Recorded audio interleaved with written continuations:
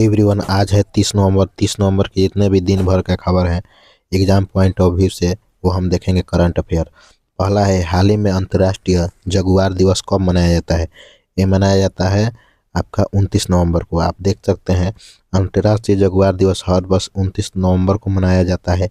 इसका उद्देश्य दुनिया के सभी प्रतीकात्मक बड़ी बिल्लियों में से एक जगुआर है और इसके संरक्षण के प्रति जागरूकता को बढ़ाना इसका लक्ष्य है। अब यहाँ जितने भी हमारे नवंबर का एग्जाम पॉइंट ऑफ व्यू से डेट है, 1 नवंबर को विश्व शाकाहारी दिवस, केरल, कर्नाटक, मध्य प्रदेश, छत्तीसगढ़, हरियाणा स्थापना दिवस है। ठीक है। 3 नवंबर के विश्व जेलो फिश दिवस है। 5 नवंबर को विश्व सुनामी जागरूकता दिवस है। 6 नवंबर को युद्ध सशस्त्र संघर्ष में पर्यावरण के शोषण को रोकने के लिए अंतर्राष्ट्रीय दिवस है।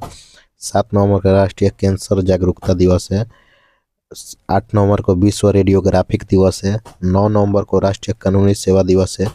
20 नवंबर को विश्व विज्ञान दिवस है। 11 नवंबर का राष्ट्रीय शिक्षा दिवस है। 12 नवंबर को विश्व निमोनिया दिवस है। 13 नवंबर को विश्व दयालुता दिवस है।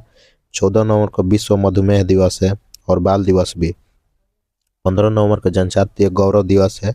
16 नवंबर को राष्ट्रीय प्रेस दिवस अंतर्राष्ट्रीय सहिष्णुता दिवस है। 17 नवंबर का अंतर्राष्ट्रीय छात्र दिवस है। 18 नवंबर का राष्ट्रीय प्राकृतिक चिकित्सा दिवस है। 19 नवंबर को विश्व शौचालय दिवस और अंतर्राष्ट्रीय पुरुष दिवस है। 20 नवंबर को विश्व बाल दिवस है। 23 नवंबर को एनसीसी दिवस, राष्ट्रीय काजू दिवस है। 24 नवंबर को लचित दिवस है। 25 नवंबर को महिलाओं के खिलाफ हिंसा उन्मूलन के लिए अंतर्राष्ट्रीय दिवस है। 26 नवंबर को राष्ट्रीय संविधान दिवस और राष्ट्रीय दुग्ध दिवस है। 28 नवंबर को लाल ग्रह दिवस है। ये सभी हमारे इम्पोर्टेंट दिवस हैं। हाल ही में किसे इंडियन ऑफ द ईयर से सम्मानित किया गया है? ये हमारे जय शाह हैं। अंतर्राष्ट्रीय क्रिकेट परिषद आईसीसी के चेयरमैन जय शाह को इंडियन ऑफ द ईयर 2025 के आउटस्टैंडिंग अचीवमेंट श्रेणी में सम्मानित किया गया है। यह पुरस्कार क्रिकेट प्रशासन में उनके परिवर्तनीय कार्य, नेतृत्व और इतिहास में सुधारों के लिए दिया गया है। हाल ही में कौन 2026-27 के लिए आईएमओ परिषद में सर्वाधिक मतों के साथ पुनर्निर्वाचित किया गया है? ये भारत हुआ है।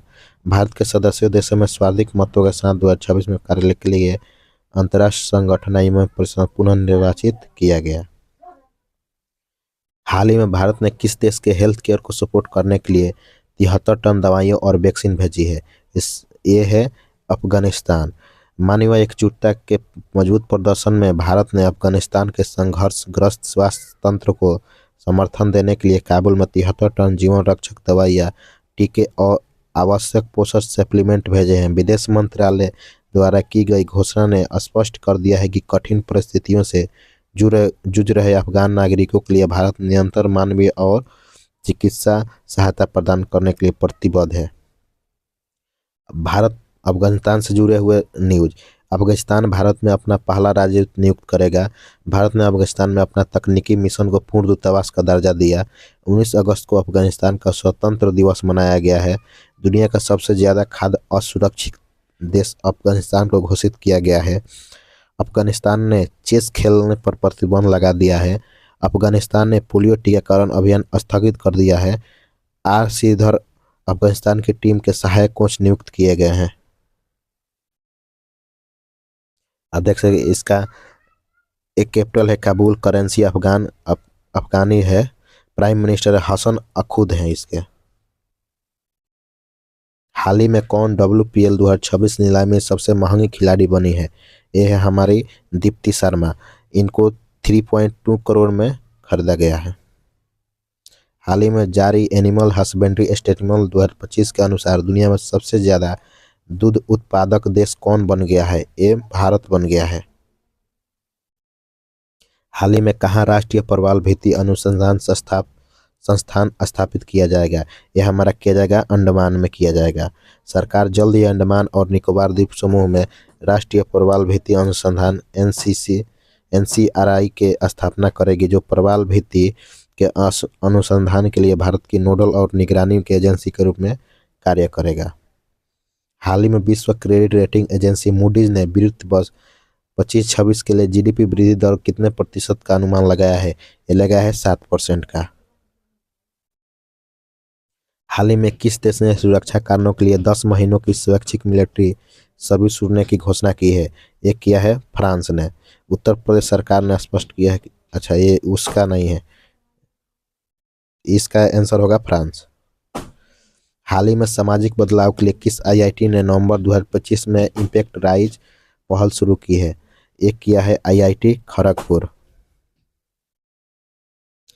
अब देखिए आईआईटी से जुड़े हुए कोलैबोरेशन। दूरसंचार नवाचार को बढ़ावा देने के लिए C.IIT गांधीनगर ने साझेदारी किया है। आईआईटी गुवाहाटी ने पूर्वोत्तर विज्ञान और प्रौद्योगिकी क्लस्टर का शुभारंभ किया है। आईआईटी कानपुर ने मुख्य चुनाव आयुक्त ज्ञानेश कुमार को सम्मानित किया है। एनसीईआरटी ने एड टेक और अनुसंधान बढ़ावा हेतु आईआईटी मद्रास के साथ एमओयू साइन किया है। कोल इंडिया लिमिटेड ने आईआईटी मद्रास के साथ सतत ऊर्जा केंद्र स्थापना के लिए किया है। भारतीय नौसेना के जहाज पर जीवन गुणवत्ता बढ़ाने के आईआईटी दिल्ली के साथ साझेदारी किया गया है। प्रधानमंत्री मोदी ने कहा अखिल भारतीय पुलिस महानिदेशक और महानिरीक्षकों के सम्मेलन की अध्यक्षता की है? एक की है रायपुर में। यहाँ पे इसका आंसर होगा रायपुर।